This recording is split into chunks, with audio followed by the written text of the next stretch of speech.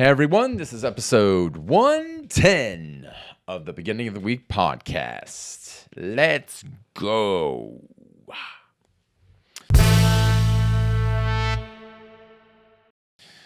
All right, we are here. You are here, and welcome. I appreciate you guys taking the time out of your busy lives to be here with us today. That really means a lot. And I'm just glad to be here on this beautiful Monday with everyone.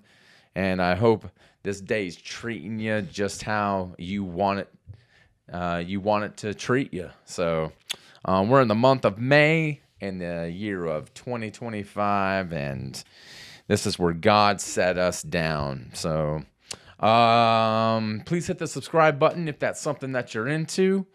And maybe if you aren't into doing that today, then maybe we can make that happen in the future days to come. So I saved a kitten today. Let's just start with that, huh? Saved a little feline. I was on my way here today, this morning, and after helping my sister with some things at her place that she works at, and where she works, let's just say that, she's heavy into the towel game. They got all sorts of sizes over there, all sorts of sizes of towels, but they got some towels that are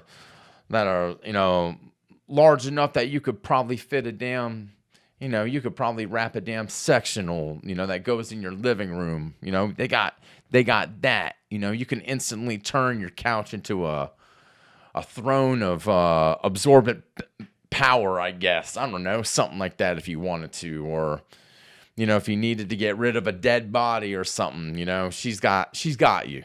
She could quickly, you could quickly do that by just rolling up somebody in one of those, makeshift yoga mats or whatever, and nobody would ever find you or whoever you're trying to get rid of ever again, and that's just how it goes. But not saying that wrapping up bodies is what they do, but if need be, she's got the towels for you to make that happen. So anyway, so I'm leaving there, and after helping her, and so I'm driving down this busy road here, and I caught this black and white figure, this little thing trying to cross the street.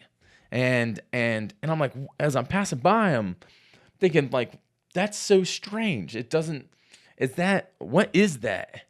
And so there's there's cars flying up and down this street. I mean, they're going 50 and a 35, and that's how you should drive, really.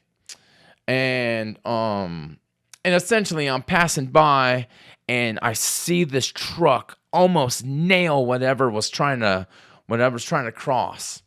And so I quickly did a 180 and went back to see what it was.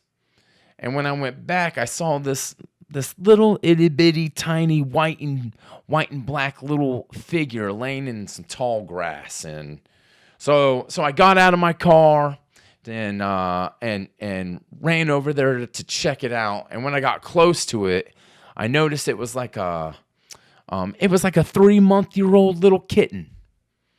And I thought, I thought it got hit by an Escort or a F1 or 250 or something like that.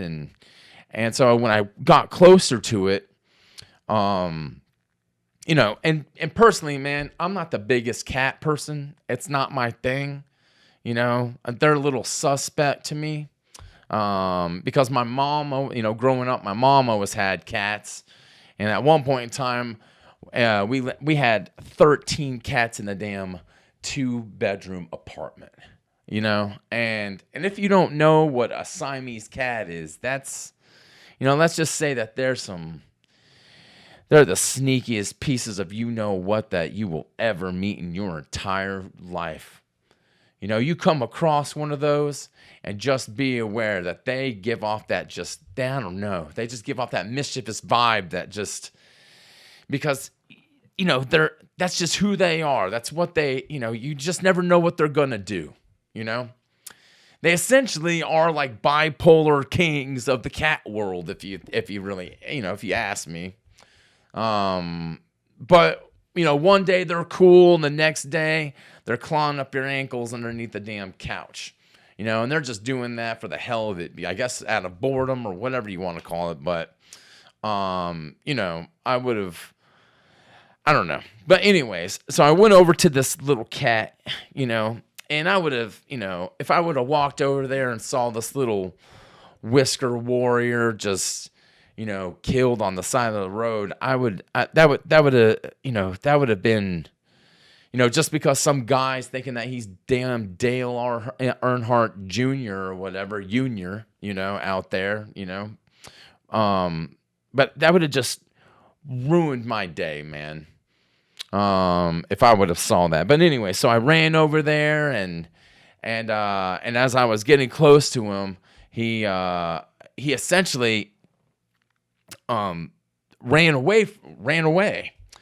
And this cat, this cat's, I don't know if he's got an extra leg on him or anything, but he was hauling. And I caught him right at the last minute because it looked like he was about to run right back out into the road.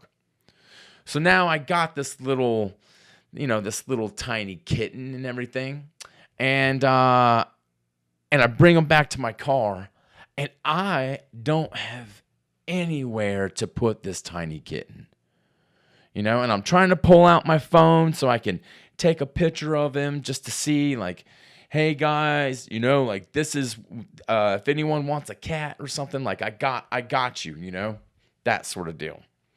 So in the middle of me driving and trying to take a picture of this cat, I set him down in my passenger seat, and he hops down onto my floorboard.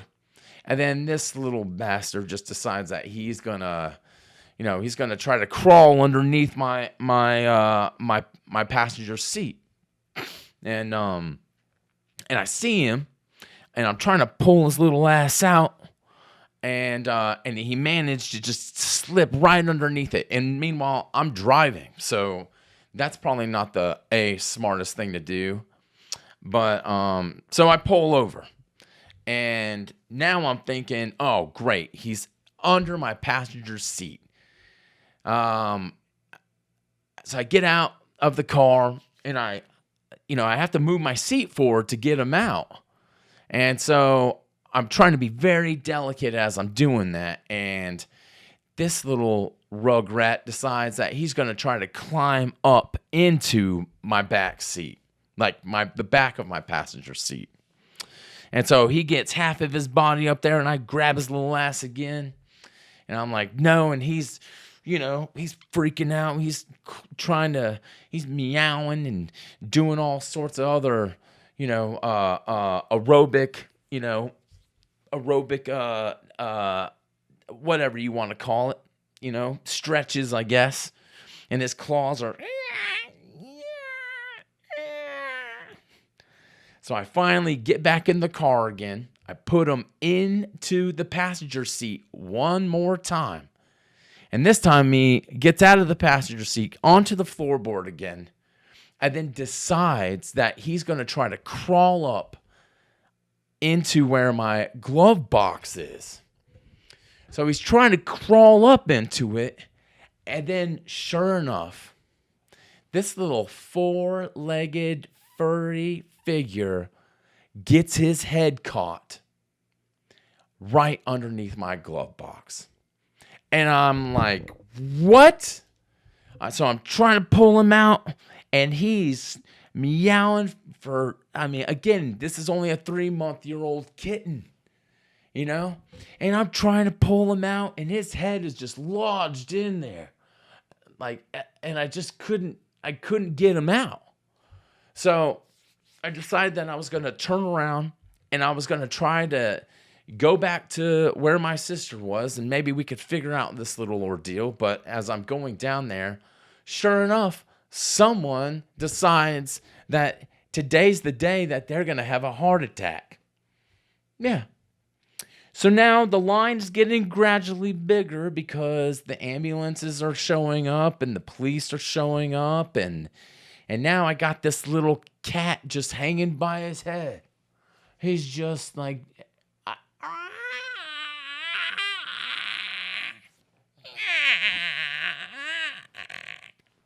and I'm like, little buddy, hold on, I'm trying to get you some help, dude. Why'd you climb up there?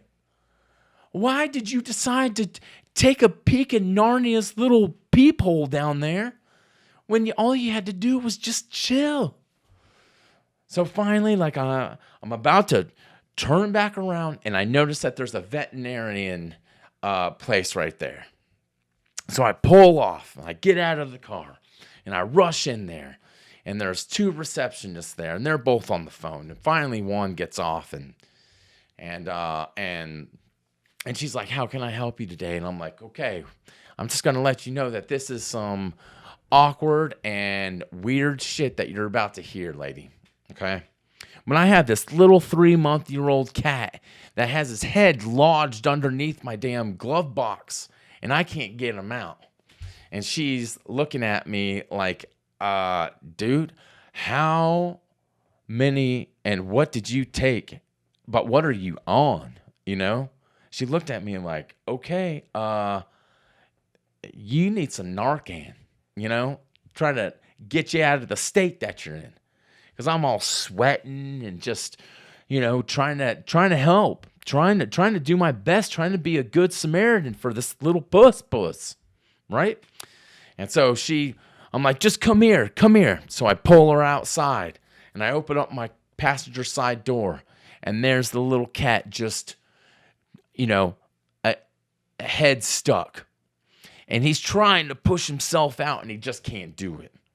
So now she runs back inside and grabs 2 other people. And then those 2 other people grab 2 more other people. And now there's 6 people surrounding my car. And they're trying everything to try to get this little kitten out. They're rubbing KY jelly on him or whatever. And they're just doing what they can, they're just trying their best, trying not to break this little kitten's neck, trying to get him out. So finally, I was like, we need to call somebody. Like, maybe this isn't, we aren't doing the best right here in the situation. So essentially what I did was I called the fire department. Sure enough, they came down. One guy came in on one of those white trucks. And, he kind of walks over and he's like, "Hey, I just got a call that there's a cat stuck in someone's car or something." And sure enough, yeah, you came to the right spot. And, so this community service, person sees the cat and he's like, "What? This is new?" And then, sure enough, a fire truck pulls up. And then 3 other firemen hop out of that thing. And they're looking around and trying to figure out what's going on. And they see the little kitten's body just dangling with his head, again, lodged underneath my glove box. And they're like, "What's going on here?" So essentially, what they had to do was they had to take my entire dashboard out of my car and then proceeded to help the kitten get unlodged or delodged or whatever you want to call it, unstuck. And after they got him unstuck, that little cat just urinated all over one of those firemen. So the cat's okay, and that's great, and I say I saved his life, but this cat must have like 13 lives because hot damn. I mean, what kind of morning did I have this morning, But anyway, so I went in and now the vet, they're saying, hey, you need like we're gonna give you some names of some shelters that you could take the cat to. And I'm like, look, I don't have time for this. I'm already running late. I got stuff to do. I got, I can't explain to them that I got to get here to do this for you guys and so on and so forth. So they make me a little list. And I'm like, man, can you guys just figure this one out? You are, after all, a veterinarian hospital, you know? So essentially, they make a couple calls and seeing if anybody wants to take the cat, and they're taking the cat's blood pressure and I guess checking its spine and its just everything on on him, making sure he still poops straight or whatever, and then finally one of the nurses comes out and says, well, you know what? I've been thinking about getting a kitten for about 6 months now. So you know what? I'll take it. And I said, okay, well, congratulations. You got yourself a cat. And she's like, yeah, okay. This is a story to tell everyone. So, cat's safe. The vet has a new little kitten. I want to say shout out to the Fletcher Fire Department for their help. And the people that work at White Oak Veterinarian Hospital for what they did to try to help out that little guy. And for helping me because, I had no clue what to do. So, and I hate being in those, I hate being in those situations. I just do. When you feel like your hands are tied up, like not even with a rope, it's just with a damn chain and it has a lock on it and someone threw away the fucking key and, like they just hucked that thing right into some snow, like they just, like, good luck, bitch, get out of this, huh? And so, it's been a morning, it's been a Monday, but like I said, man, the kitten found a new home. He's alive. And I just wish them all the best more than anything. And I can, I was thinking like, like to get that call, like, hey, we got a cat stuck in someone's car, and apparently its head is lodged underneath some a glove box or something. I need you to go check it out if you could. Okay. Okay. Good luck. Cause I used to date this one girl, and she used to, her dad was a ex firefighter chief, and he liked me, he didn't like, we really didn't get a chance to really like get to know each other or anything, but he never,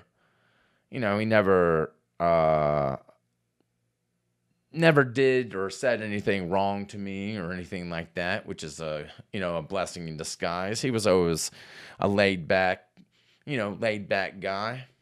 But he would always have, he'd have like 3 CB radios going off in his living room. So you'd hear, so we have a male naked in a hotel lobby, and he's drinking milk, and he's naked, and he is carrying around a staff. Can you go please check it out real quick? Okay, thank you. And you're like, what? Did I just hear some guy's drinking milk naked and he has a staff at like a Motel 6 or a damn Quality Inn or something like that? Or, or like, There's 13 kids outside, and they are shooting each other rapidly with aerosol rifles, and they're uh, they're all black kids. and we're like, what? What? Did you have to mention that? You know? Uh, uh, Um, we have a. It's 4:30 in the morning. We have a girl naked walking down Merriman Avenue. She has one shoe on, and she keeps repeating to herself, uh, "I want milk on that." you're like, okay. That's weird too. And so, like, I can only imagine again how that call came into these guys. So, but anyways, sorry to make a long story even longer, but man, what a morning, you know. Again, I wish them well with everything. All right, well, I thought this was kind of funny for a moment, so let's throw this up on screen and see what you guys think about this little gem, huh? Okay, let's do this.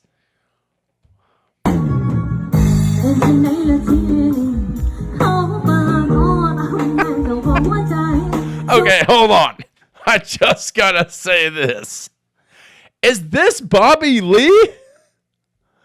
Is this what Bobby Lee would look like if he were a superhero? You know? Or if his job was like delivering food on a bike or something like that, because this little ooh, look at this little man. Do it again.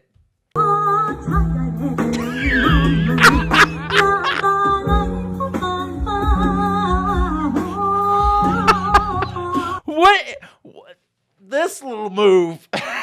What is this? Jeez. I don't know. This guy, I'm telling you, man. he's that damn kimchi, crusader. Because, I mean, it looks like he's gonna drop off a damn bowl of damn, I don't know, some cold buckwheat or something like that. Some cold buckwheat noodles right in your lap on it. Because this guy, okay, I guess I'm getting ahead of myself, but this cat, right?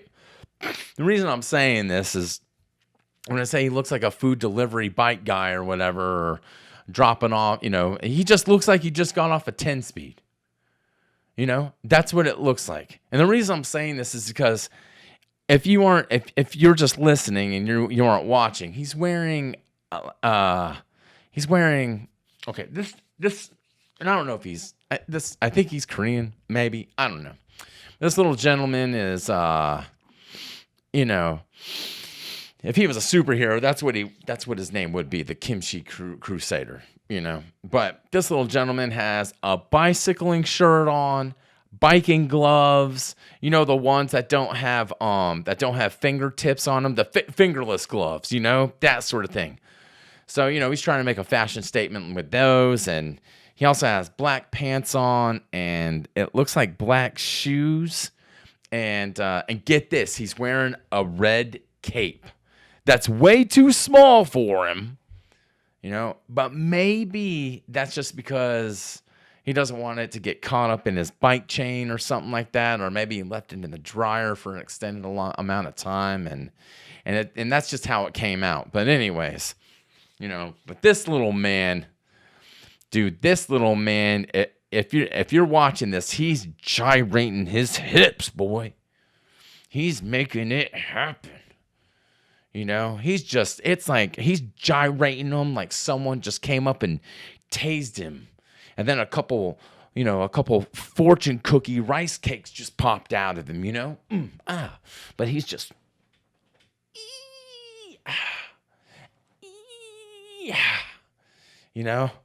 and I probably shouldn't say that, but look, this guy's just humping the air so damn quickly. And he's, like one of those handheld hand weights, one that goes back and forth. One of those damn the shake weight things. And I promise I won't ever do that again. But this man just looks like one big silly shake weight.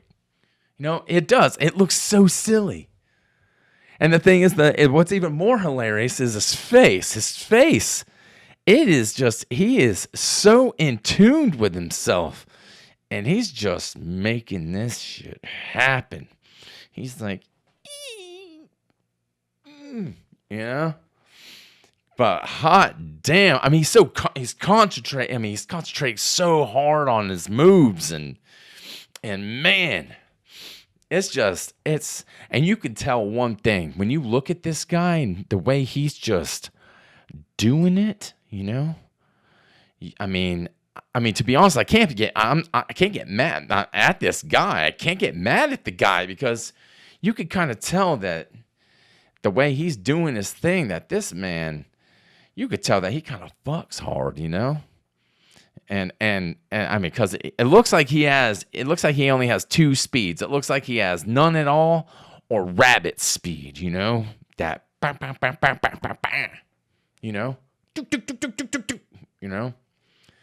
But that's what, and the thing is, it makes me wonder, like, with the music that's going on, like, what is she saying to him to make him do all of this? Because, my Lord, this man's got some, woo-wee. It's Bobby Lee. It is. It's just Bobby. You can, it's oh, man. Okay, I just wanted to play it one more time for you guys so you guys can see it one more time. Here we go. And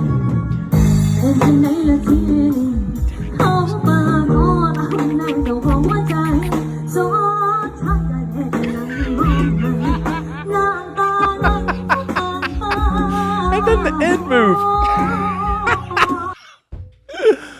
Oh, dang. Oh, if you guys get a chance, man, here it is, man. Well, I could check this out, Oh, anyways. What else, man? What else has been going on? Saving the cat, looking at little Bobby Lee, just, or whoever that cat is doing this thing. Let's see, what else? Okay, I sunk down into the couch and let Hollywood do its thing, man, which is such an overall stupid idea on my part because, hot damn, man, let's just admit, Hollywood fucking blows, man. That's just what it is.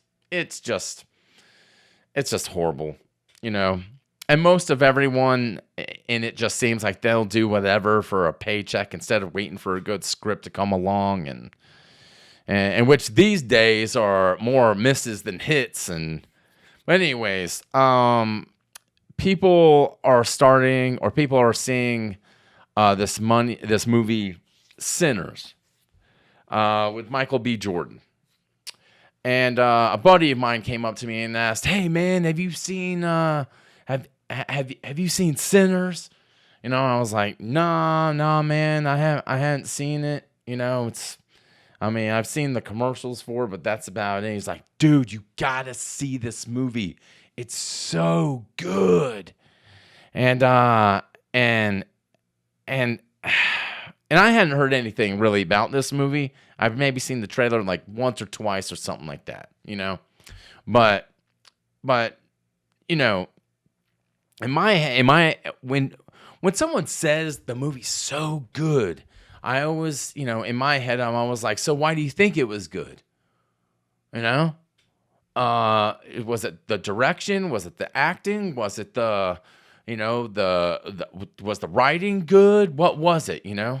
And usually I don't want to say anything to oh, well, he said that. I don't want to say anything. I don't want to give anything away, that sort of deal. And right away, when someone says that, and I'm guilty for it, but that just tells me, a little bit about, I don't know. It just seems like I guess I just automatically think, well, if you can't tell me a little bit about it, then it can't be that great. I mean, even a little bit, So anyway, I had an hour and a half, 2 hours or whatever, and before I had to go do some things. And so I sat down, like I said, I sunk into the couch. I took a gander at it. And just like I expected, everyone, just like I expected, it's just another flaming roller coaster going nowhere. That's what it is. That's all it is. It's a it was a catastrophe casserole. It was just full of a mix of bad decisions, and it just served hot right to you. That's all this movie was. And let's see what the synopsis says. That's what I want to see, because I haven't really, let's see. Okay. Let's see. Okay. It says the synopsis of the whole thing says, trying to leave their troubled lives behind, twin brothers return to their Mississippi hometown to start over again, only to discover that an even greater evil is waiting for them when they come back home. And, after seeing it, I know what the evil is. And I guess I'm just going to fucking put it to you. All right? Essentially, it felt like they were trying to remake From Dusk Till Dawn. Like they were trying to do that all over again, except they did it during the time of forced servitude. In other words, it was during slavery times. So you have these slaves taking on vampires, essentially. And Michael B. Jordan is the main guy in it. And it was just like there were so many plot holes, and it just seems like they were trying to blend two stories into one, and it just didn't make a lot of fucking sense in certain cases, and it's just like, damn it, Hollywood. What else are we gonna do to fuck more things up? And pardon my French, because I don't come from France or anything like that, but it's just, man, just how many more little strings are we going to try to pull to try to get people in to sit down at the theaters again? And we got to come up with stuff like this. And it's like, damn it, dude. Like, what's next? And so now we got, indentured servants fighting vampires, right? Again, Hollywood, what's next? Are we going to have peasants fighting werewolves? Or wizards versus Wi-Fi outages or something like that? Like, what the fuck is happening? Like, damn it. Hollywood, stop making bullshit movies. And everyone, like, and if you look at the scores online, the scores are saying like, oh man, that it's let's see, Rotten Tomatoes, they gave it 97. IMDb gave it 8 out of 1, 8.1. The Fandango, why? I don't understand it. Like and it says gay, and supposedly Michael B. Jordan has a twin brother, so he's playing two roles at the same time, and they're saying like he did it's like two roles of a lifetime for him. And I'm like, well, what else have you done, Michael? You've done not that many movies without a superhero involved or something like that. You had, you did Rocky or Creed or whatever. So now you're a superhero, you're a boxer, and I guess you're getting typecasted into that whatever you want to call it, that action thing. And if that's something that you want to do, then hot damn, then go for it, but like I'm just it's kind of like one of those. It should have been like a B-rated film. Again, from Dusk Till Dawn. I don't even know if that came out in theaters. But hot damn, at least it had a flow to it. This had a flow, and then in the middle of it, the flow just stopped. Like the water just stopped going. And then they tried to do it again with like a different. They tried to do a different movie. I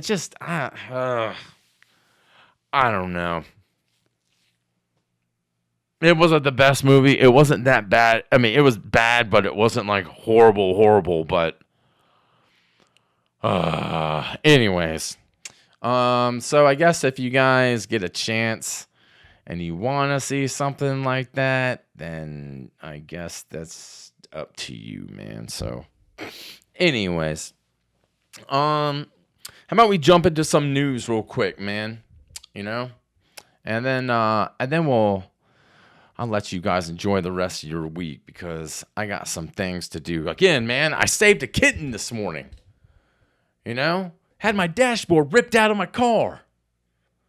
Like, hot damn, what a Monday. But, okay, so let's jump into some news real quick. It says food vendor avenges family members by killing 40 gang members with poison empanadas. That's what I'm talking about, boy. That's what I'm talking about. Amazing. It says let's see. A woman who lost, nope, that's it. Okay, here it is. A woman that lost her family members to violent criminal gang took her revenge on poisoning 40 gang members with tainted empanadas. Essentially, this took place in Haiti, and it says they've been for a long time the mercy of violent street gangs, and many families have suffered tragedies due to the hands of these ruthless criminals. But but few ever dared fighting back. And now this one woman, it doesn't give her name or anything, essentially recently offered dozens of gang members free patties, I guess, or pates. Whatever you want to call it. I guess, it's like essentially it's just a, that's what an empanada, an empanada. Everyone, I think, knows what an empanada is, I guess. Maybe not. If you're wondering what an empanada is, it's like it's something that you would feed like like a really skeptical eater, I guess. Because it's kind of like a pocket-sized, like a hot pocket, like a pocket-sized flavor grenade, I guess, that sort of thing. They got that doughy fried look on the outside of them, and then you can, and when really, like, when you see the outside of a freaking fried anything, you should just look at it and just say that just brings pure joy to my heart, man. It just, look at it. Nothing else does that. Anything fried for some odd reason is just better, But in the inside, you can put anything in there, And I've seen people put all sorts of fucking crazy shit in there. I've seen a couple people take a couple scoops of mac and cheese and throw that in there and cover it up. or some mashed tots and some gravy. They'll shove that in that little juicy pocket, cover it up, and throw in the oven. What else? An alligator's tail. With the skin still on it. Or maybe a claw or two, just to, once you bite into it, it'll really make you fucking feel alive for a little bit. Hell, at one point in time, I saw somebody put fucking cotton candy and one marshmallow in there. I guess just for good luck, but I don't know. That's just how it goes. But anyways, so she's cramming damn food in these empanadas and everything, and then it says that she let's see. What did she poison it with? That's what I want to know. It says the name. She was not named for her protection and that sort of thing. Damn pop-ups, unbelievable.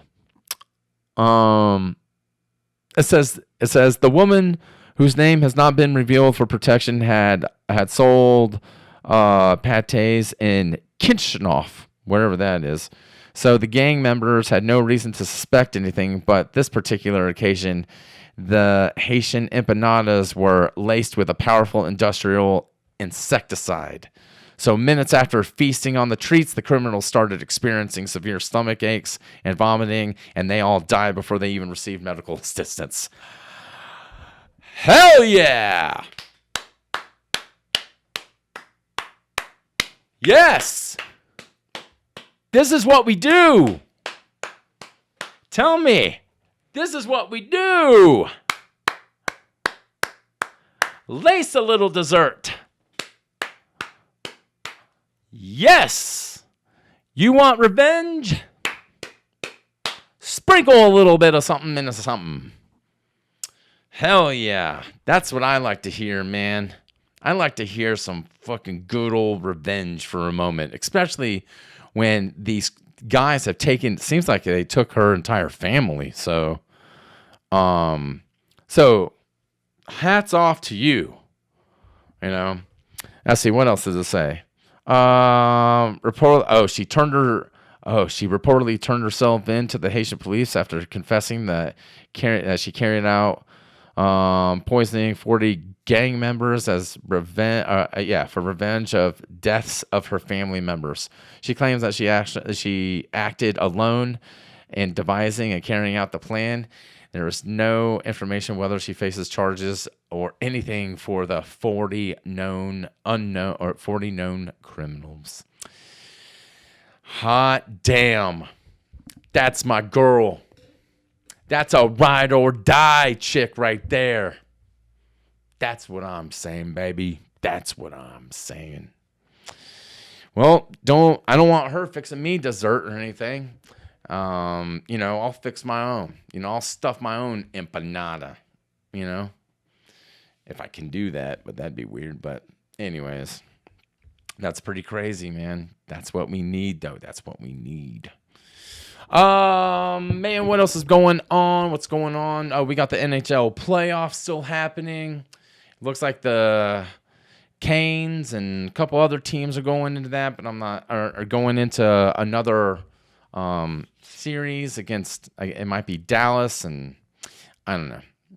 But the Knicks actually somehow made it to the championship. And I don't know how long that's been. God, since the 80s, I guess, or something. So, congratulations to them. We'll see how they do. I guess they're going to go up against the Thunder or the Nuggets, I guess. I haven't really looked, but no one watches NBA basketball anymore, so it doesn't really matter. Anyways. Okay, guys. I'm going to roll. We're going to try to get a guest in here probably next week if we can, or maybe the week after, because we got Memorial Day coming up. So I hope you guys got plans for that, because that's this upcoming Monday. So get ready. But we're going to try to get someone in here, man. And because I know you guys are probably like, hey, can we get a guest in already? I mean, yeah, it's great to hear you, but I would rather have, something else. And I get it. So we're going to try to get that going and a couple other things. So, anyways. All right. I saved a cat's life. I saved a little kitty's life. So, and I hope that little furry, freaking fun-filled, fluffy little ball of joy. At least it's not a Siamese cat, But anyways, I hope he's doing well at his new home. So, all right, guys. I hope you guys have a wonderful week. And I will get at you next week. All right. Take care of yourselves. Stay true to yourselves. Love you guys, and we'll catch you next time. All right.